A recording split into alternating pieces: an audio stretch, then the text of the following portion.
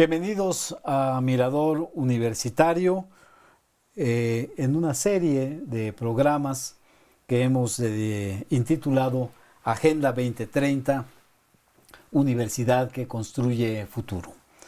Este programa en particular, dentro de esta serie, la vamos a dedicar a trabajar, a conversar, a analizar el tema de hambre cero o cómo lograr la seguridad alimentaria. En esta ocasión contamos con la grata presencia del doctor Roberto Guadarrama Sistos.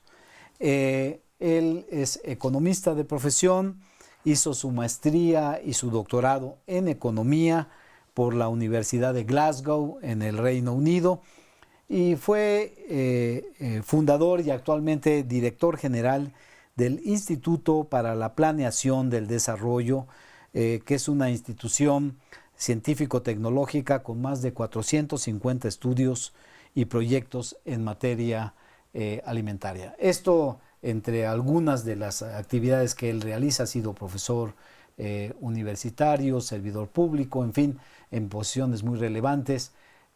Roberto, muchas gracias por haber aceptado la invitación y acompañarnos en el programa. Al contrario, tocayo. Muchas gracias por la invitación. Gracias. ¿Qué relevancia tiene, Roberto, hablar actualmente de seguridad alimentaria? Es relevante, y lo digo porque en América Latina y el Caribe en los últimos 30 o 40 años, el tema de la seguridad alimentaria pasó a ser un tema secundario, ¿no? ¿Sigue siendo importante hablar de seguridad alimentaria o nos seguimos con el status quo que se implantó el así llamado neoliberalismo? ¿Cómo lo entiendes? En principio me parece provocadora la pregunta, porque nos lleva a una reflexión profunda respecto a la validez de los conceptos y de los paradigmas para interpretar la realidad. Ese es el reto. Es decir, si mi modelo de explicación teórico abstracto es suficiente y cualitativamente correcto para interpretar la realidad, como paso previo para poder transformarla.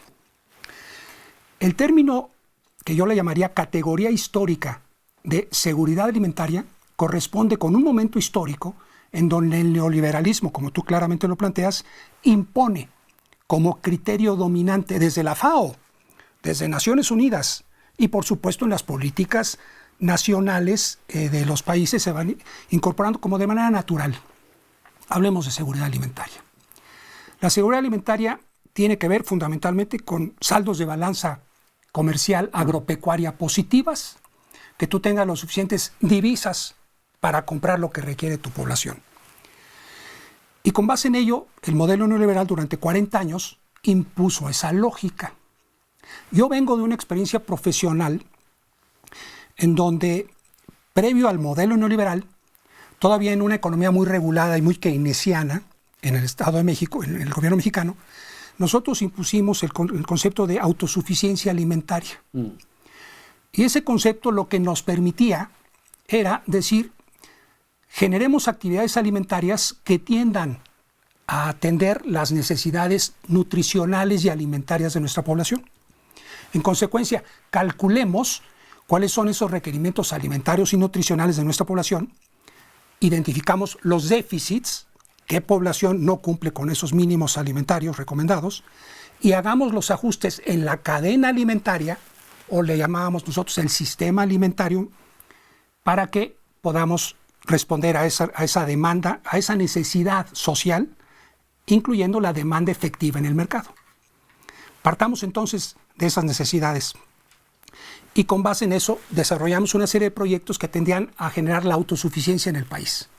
Por 3 razones. La primera es corresponder efectivamente con los alimentos que nuestra población está acostumbrada a consumir. Hay que entender de entrada que el consumo alimentario responde a la biodiversidad regional. Mientras que en el norte nosotros podemos estar consumiendo un tipo de maíz, dependiendo de la adaptabilidad de ese maíz a esa región norte, en el centro y sureste del país es otra. Es otra dieta. Es otra dieta. Es decir, la relación hombre-natura lo que genera es un patrón alimentario que va correspondiendo a la disponibilidad y a los gustos y preferencias. Por ejemplo, cuando nuestros productores de maíz, que tienen 7,000 años conservando y reproduciendo activamente la biodiversidad del maíz, deciden irse por maíces que produzcan clayudas allá en Oaxaca, pues eso significa un tipo de maíz específico. Yo he comido uno de los mejores maíces más ricos en el Istmo de Tehuantepec, en Juchitán. Es un maíz chiquito. No corresponde con el concepto de Revolución Verde de tener 12, 15 toneladas por hectárea. No, aquí obtienes 1,5. Pero este maíz te sirve para hacer las famosas tostadas de allá, que son una delicatese. Te lo comes y es miel pura. Es decir, ese no es un maíz forrajero, como el norteamericano, que se puede producir, repito, en grandes cantidades. Entonces, la relación hombre-natura va determinando los patrones culturales, los patrones de cultura alimentaria, los patrones nutritivos. Bueno, en una economía como la nuestra y crecientemente abierta, eso se va destruyendo. Y se nos van imponiendo patrones de consumo que ya no corresponden con ese balance natura-hombre, sino que lo que se va haciendo es imponiendo vía medios masivos de comunicación, publicidad, patrones de consumo distintos. ¿Qué ocurre? Pues que nos vamos volviendo dependientes de importaciones de productos que no fueron regionales ni nacionales. Y lo que va ocurriendo es que entonces el término de seguridad alimentaria cae muy bien, porque te dice, los excedentes cerealeros norteamericanos, deben encontrar un mercado. México es la zona de origen del maíz. En el mundo, aquí se desarrolló el maíz, aunque los peruanos nos disputan esto, pero en Mesoamérica se desarrolla el maíz. En consecuencia, resulta paradójico que nosotros, que somos los hombres del maíz, así somos reconocidos mundialmente, seamos importadores netos de maíz. ¿Por qué? Porque la política neoliberal de seguridad alimentaria nos dice, no te preocupes en producir maíz, si los norteamericanos lo producen a una tercera parte de tu costo, incluyendo 3 cosas, y esto es muy importante. Subsidios, $100,000 millones en 5 años. Ellos no dejan al mercado la producción agrícola. Lo que ellos hacen es planear quinquenalmente, como en la Unión Soviética antes, y dan los subsidios para estimular o no determinadas producciones. 2, sus características edafoclimáticas. El Midwest de los Estados Unidos es una planicie enorme de millones de acres, de hectáreas, que tienen nevadas anualmente. Esa nieve se va al subsuelo y tienes una humedad residual que no requieres distritos de riego.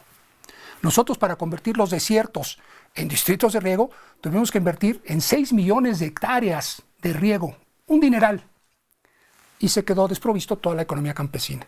En Estados Unidos, entonces, subsidios enormes a la agricultura, condiciones edafoclimáticas muy apropiadas, y después una clara conciencia de que es parte de su seguridad nacional. Y eso implica dedicarle a investigación y desarrollo tecnológico enormes cantidades de recursos, desde hace 100 años, hay que reconocerle los méritos. Universidades orientadas a esto, extensionismo agrícola. Todo esto hace que sea imbatible la productividad o el rendimiento de los productores norteamericanos. Con un ingrediente, manejan los mercados. El mercado de Chicago, el mercado de commodities de Chicago, es el que establece el precio mundial del maíz. ¿Qué relación tiene ese precio mundial del maíz con el costo de producción de Juan Pérez en Tlaxcala? Ninguno. Sin embargo, debido a la política neoliberal de seguridad alimentaria, no te preocupes por comprarle a Juan Pérez, cómprale a John Smith, porque te va a poner en tu fábrica de fructuosa en Guadalajara, o porcina, o avícola, te va a poner el maíz ahí a $80 por tonelada, cuando los costos de producción aquí son de 120. Ahora, ¿qué es lo que ocurre en el mundo? El modelo neoliberal ha mostrado sus enormes limitaciones estructurales para garantizar los ofrecimientos que hizo hace 40 años. La polarización en el ingreso, la creciente inconformidad de clases medias en los países del norte, no en nuestros países, eso era controlable ideológicamente. El problema fue cuando en Seattle o en Londres o en Copenhague empiezan a tratar las clases medias de allá a protestar por esa concentración del ingreso. Entonces preocupa a los organismos internacionales y nosotros, yo soy de los economistas que perdimos en 1982, cuando llega el grupito de tecnócratas del ITAM y del TEC de Monterrey, y empiezan con el modelo neoliberal encabezados por Carlos Salinas de Gortari, un ex compañero y egresado de la UNAM, ¿no? Pero como venía de Harvard, el planteamiento ya era, vamos a ponernos modernos. Esa modernidad nos lleva a la seguridad alimentaria. En los resultados netos de este desastre, yo lo calificaría así, que nos ha dejado esta política neoliberal de los últimos 40 años de seguridad alimentaria entregada al mercado. ¿Cómo entra el tema del hambre cero y cuáles serían, como decía, en este contexto tan difícil en donde México se ha convertido, entre otros, no solo México, en América Latina y el Caribe, un importador neto de alimentos? ¿Cuáles son los obstáculos que tú vislumbras para vencer estas dificultades? Hambre cero y en la práctica, cómo rehacer, ¿no?, el sector agroalimentario para superar estas dificultades que ha tenido impactos brutales, ¿no?, económicos, sociales, culturales, en el sector rural de América Latina y el Caribe. Creo que el problema está en que no hemos actualizado el paradigma de una economía nacional transnacionalizada. Es decir, penetrada y determinada por grandes cadenas de valor que están dominadas por transnacionales. Acuérdate de la famosa frase de Jaime Serra Puche de que la mejor política económica, la mejor política industrial es no tener política industrial. Ese fue el patrón de los 36 años de modelo neoliberal en el mundo. Dejemos que el mercado haga la asignación de recursos porque es la forma, a través de la mano invisible de Adam Smith, de generar los mejores beneficios para la sociedad. Por supuesto que este tiene un sesgo ideológico importantísimo. La propia Naciones Unidas y FAO con ella fueron los que plantearon el asunto de la seguridad alimentaria. Sin embargo, ellos mismos, con gente inteligente, capaz, estudiando los fenómenos sociales mundiales, se dieron cuenta de las limitaciones del modelo. Y entonces empezaron desde hace tiempo, con el premio Nobel de Cambridge, a plantearnos el concepto ya no de crecimiento, de desarrollo, sino de desarrollo humano. Y en el desarrollo humano, la ecuación ya no es tan sencillita. No hay que producir por producir, sino hay que ver cómo se distribuye, hay que ver cómo se satisfacen las necesidades culturales, ambientales y demás. El PNUD entonces desarrolla el concepto de desarrollo humano.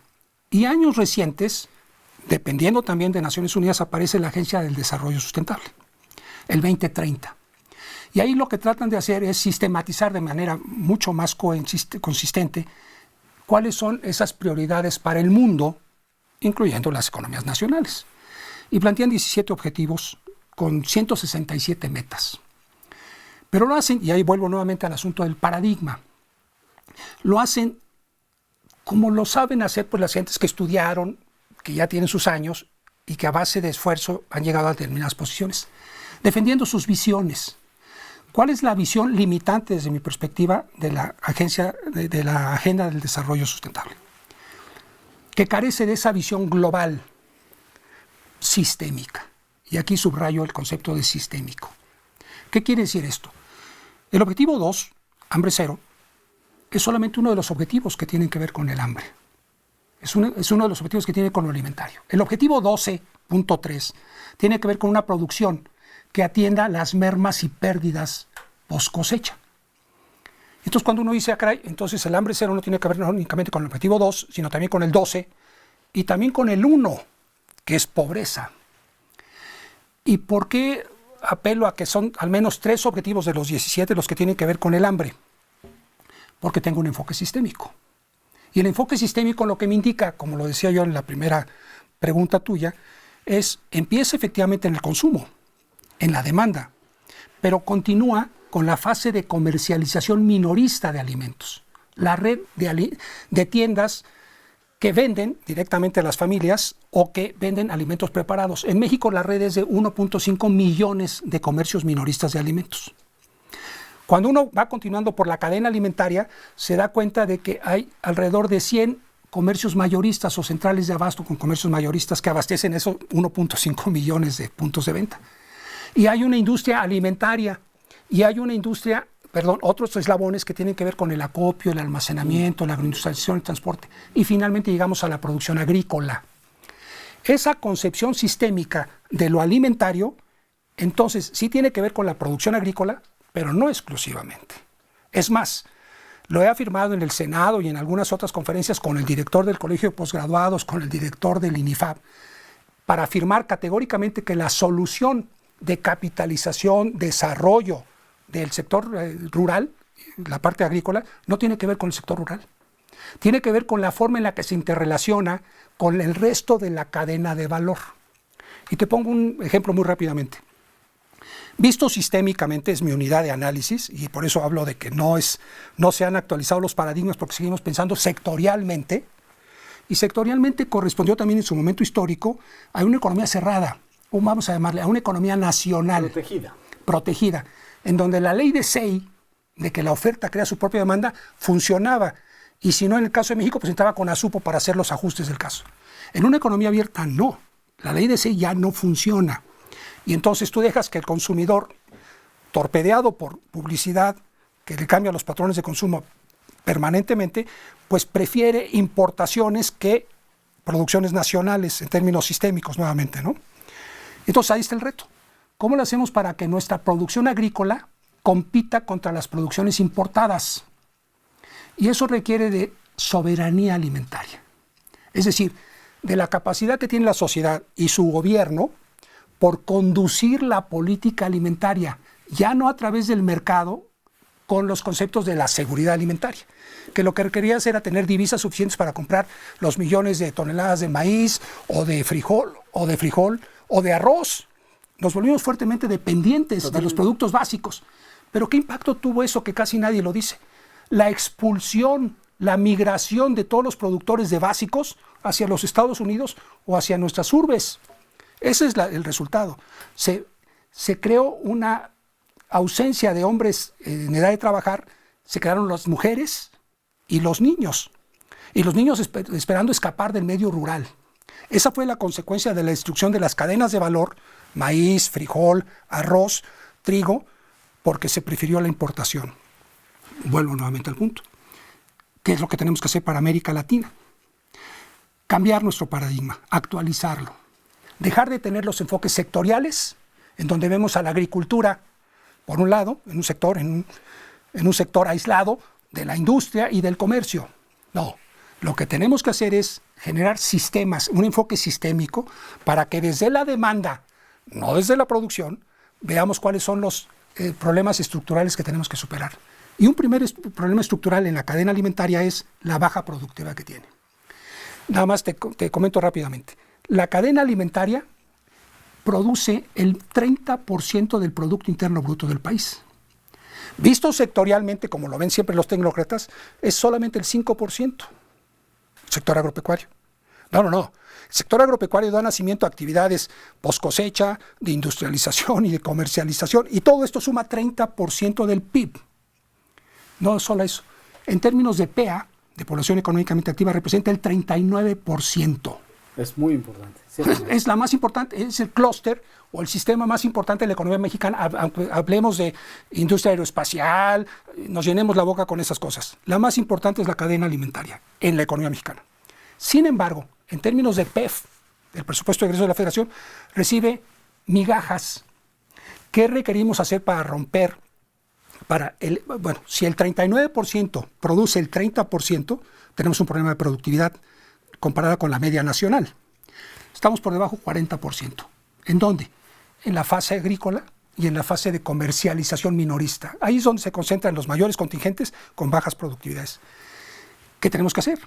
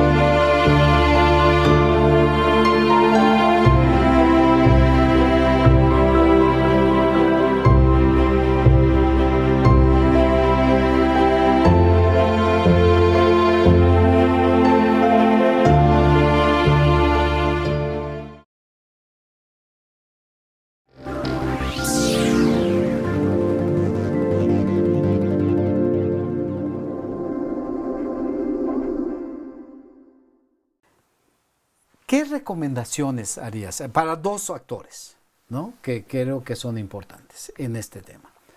Las universidades y los tomadores de decisiones respecto de lo que de este tema de la seguridad. ¿Cuáles son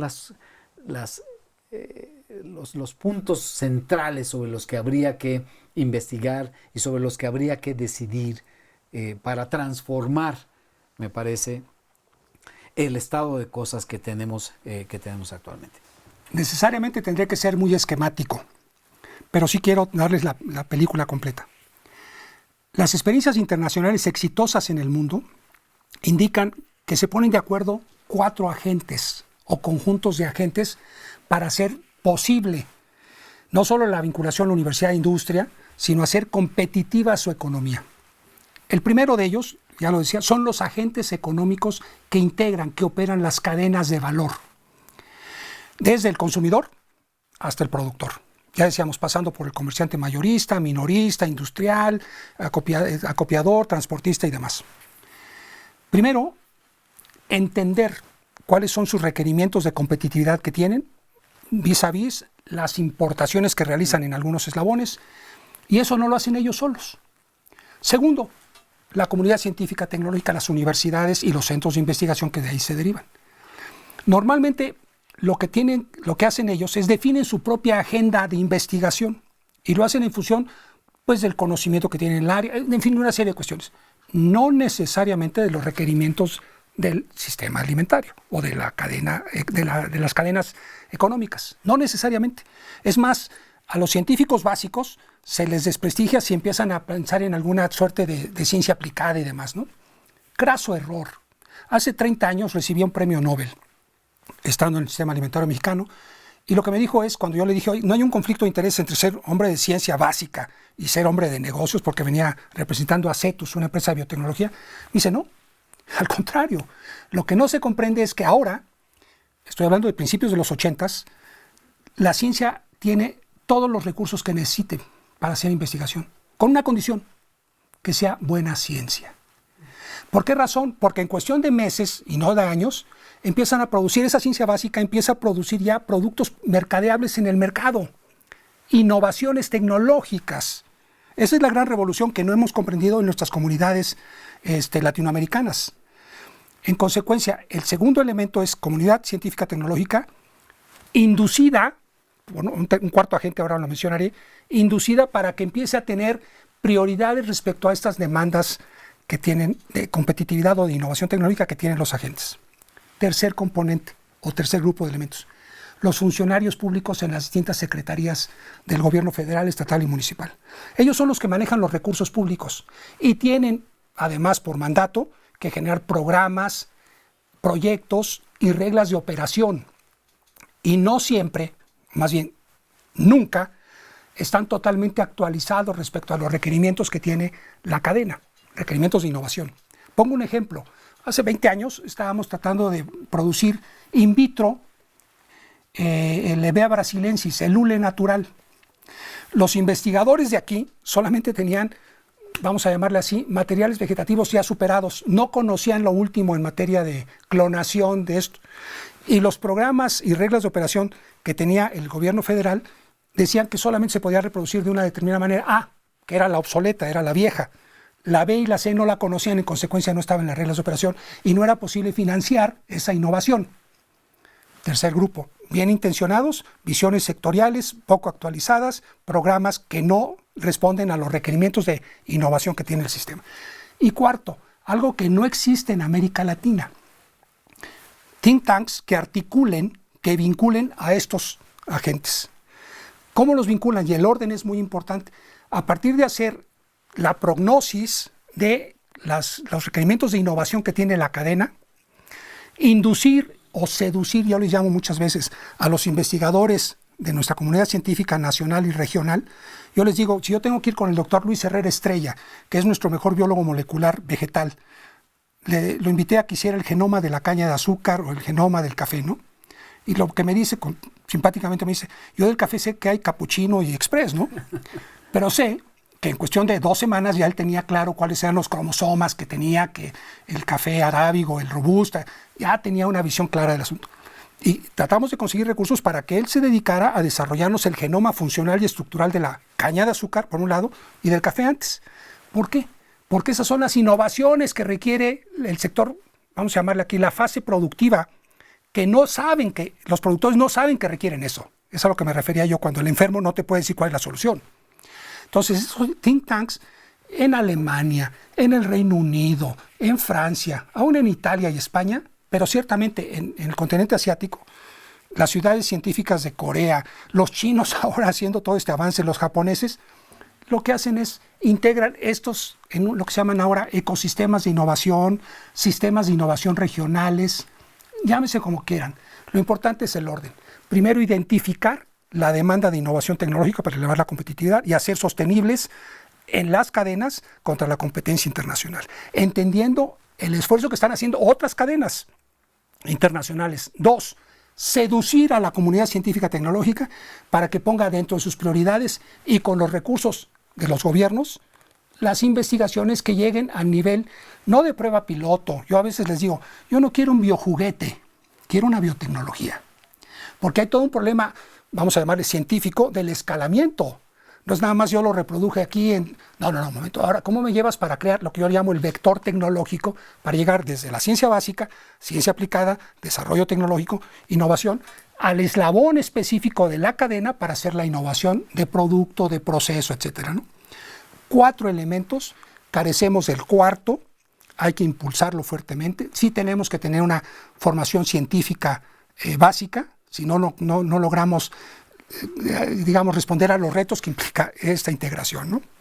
Esta sería para mí la propuesta, y es lo que estamos haciendo en México desde hace varios años, tratando de llevar adelante, digamos, sistemas de innovación regionales que tienden a especializarse en algunos productos de las cadenas, ¿no? Magnífico. Doctor Guadarrama, en verdad ha sido un gusto tenerte en el programa. Muchas gracias por tus reflexiones.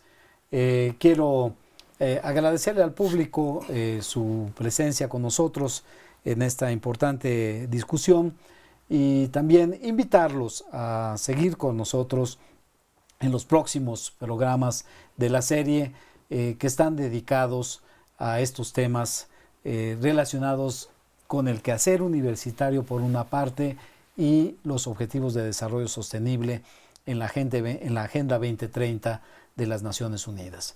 Como sabemos, y en esta ocasión se ha reiterado con el doctor Guadarrama, la importancia que tiene estos objetivos de desarrollo sostenible y el futuro de sectores económicos con repercusiones realmente muy importantes en los territorios, en las poblaciones, en la economía, en el comercio, en fin, en un conjunto de actividades muy importantes. Realmente muchas gracias, doctor Guadarrama, por su presencia.